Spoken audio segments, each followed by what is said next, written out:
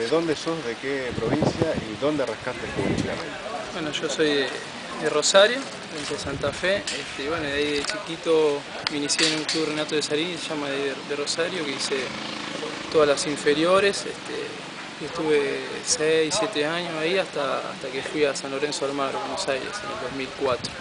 En San Lorenzo estuve 2 años hasta el 2006, hice quinta y sexta y estuve ahí en reserva también, hasta que después volví a tiro federal, fui a tiro federal en el 2006 y ahí estuve hasta, antes de venir para Guaraní, hasta el 2011. ¿Cómo te llegó la posibilidad de venir a Posadas, a Guaraní? Y Arsenio Ribeca tenía un ayudante de campo, Roberto Setecase, que me conocía, lo tuve de técnico en inferiores ahí en tiro federal, y él se contactó conmigo que necesitaba un arquero. Yo justo se me había vencido el contrato ahí en tiro federal y estaba buscando otra posibilidad para salir y me salió esto, me gustó el proyecto y vine para acá. Siempre se habla de que hay un modelo como arquero, ¿cuál es el tuyo? Yo siempre dije, siempre por ahí me lo preguntan y Oscar Córdoba.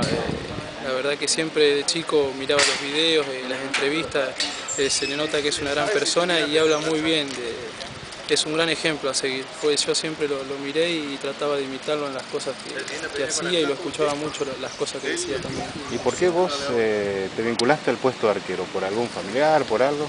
No, la verdad que nací de chiquito ya fui al arco y de ahí arranqué, no tuve ni esa locura de jugar de delantero, nada, siempre en el arco desde que nací arquero, digamos, y ahí hasta el día de hoy atajando, por suerte. ¿Te ataste bien a Posadas? ¿Estás instalado ya? Sí, la verdad que sí, estoy con mi novia, ya estoy segundo año y la verdad que es muy lindo, muy tranquilo, me gusta mucho. La última pregunta es del fútbol grande, ¿hincha de qué equipo?